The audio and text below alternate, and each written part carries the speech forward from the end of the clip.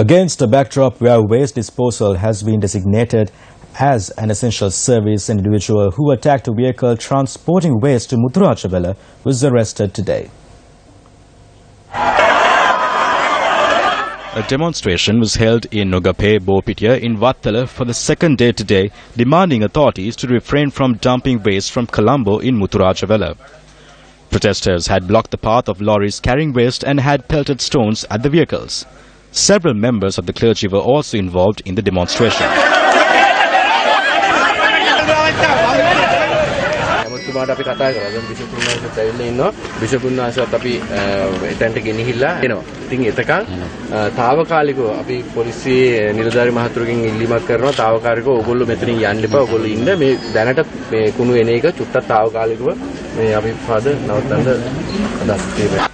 The group left the area to hold talks with Minister John Amarathunga, following which the waste disposal continued. While residents continued to protest, tensions flared when the police intervened.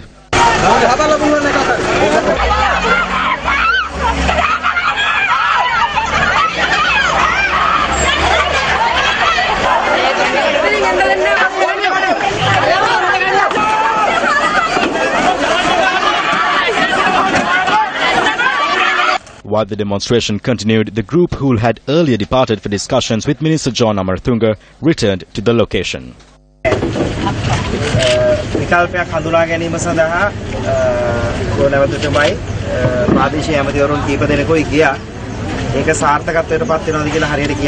Several garbage trucks returned to the area while talks were underway, prompting residents to resume their protest.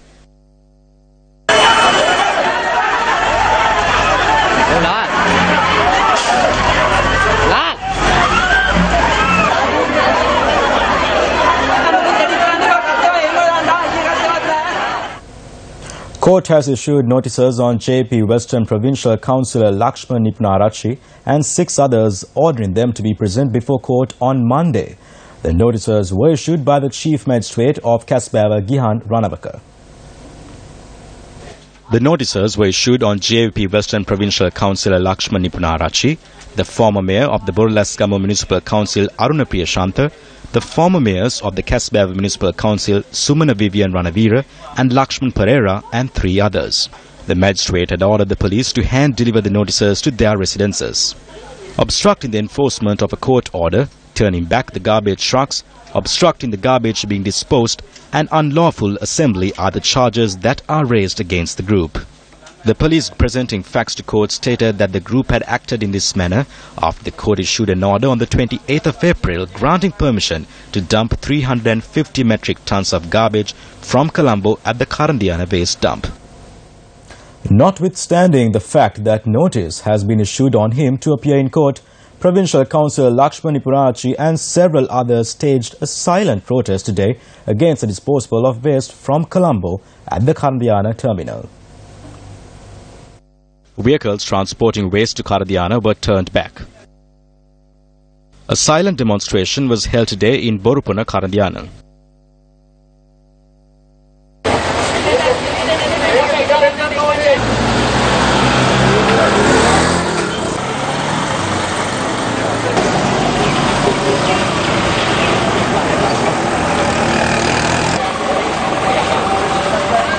A heightened security presence was witnessed in the area. Meanwhile, UNP MP Harshana Rajakaruna toured Dompe, Kindivala and Maligawata today. The Municipal Commissioner of the Colombo Municipal Council admitted that it is not right to bring garbage to Dompe and promised to put a stop to it.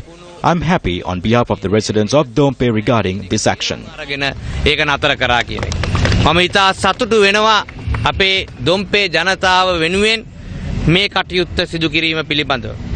Meanwhile, geologists are warning of the risk of a collapse at the Tekkavatta garbage dump, where waste collected from the Kandy municipality is disposed of. An extremely dangerous situation has arisen here.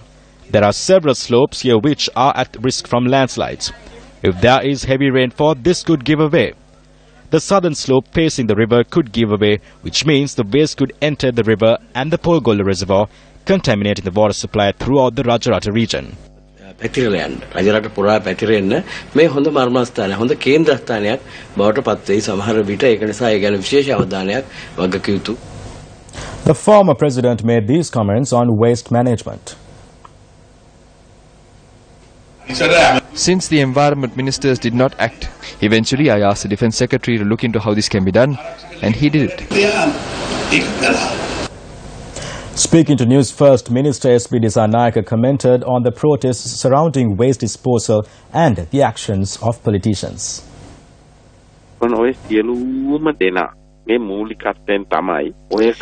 These are the same people that drafted the plans to dump waste in Karadiyana, Meethotamulla, Kolonnawa and everywhere else.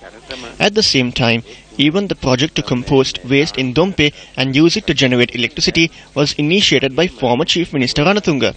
I cannot understand how he is now shamelessly acting in this way. All of these people are trying to prevent the disposal of waste.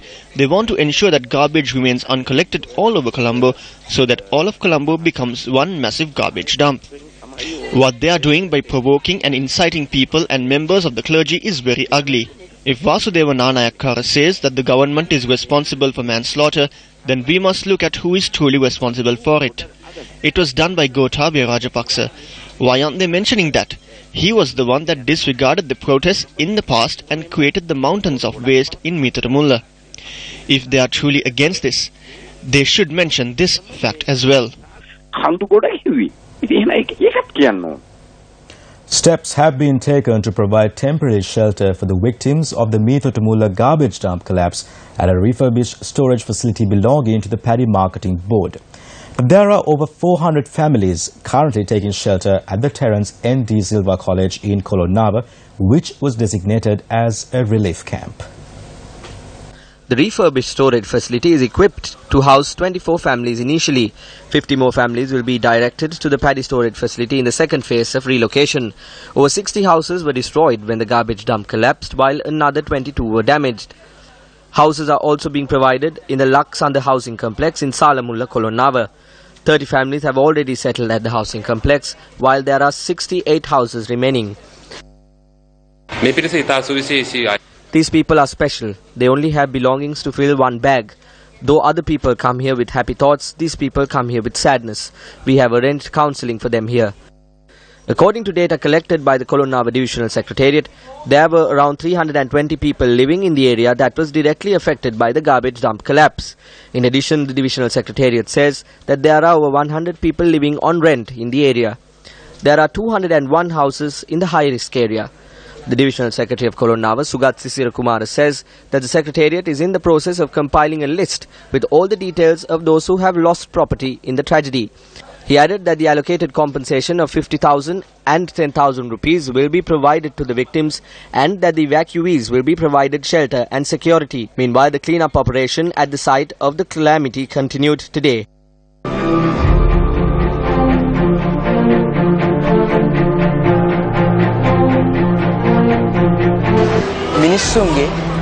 The dirt will wash away, but the stain on their hearts will never wash away.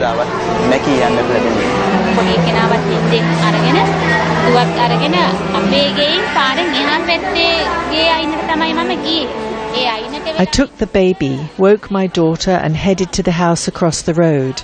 My daughter told me that our wall was cracking and was giving way. As I was running with everyone else, I fell near our house. If I did not get up quickly, I would have been buried too, along with my son. These are the wounds I sustained in the fall. I did not look back to see what had happened.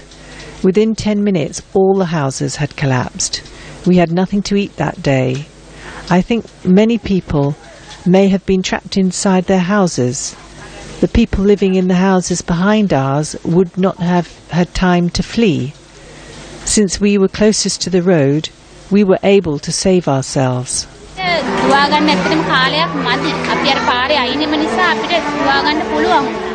Many endeavours have been undertaken to ensure the survivors are able to resume their lives. The Laksanda housing complex is one such initiative. How are the people settling in here?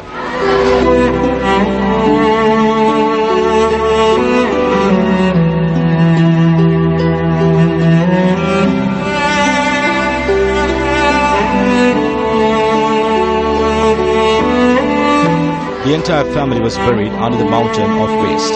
Our entire village was buried. Even from here, we can still see the mountain of waste. The people who were living in some of those homes on rent have still not been found. What will happen to us, sir? Will it stop here?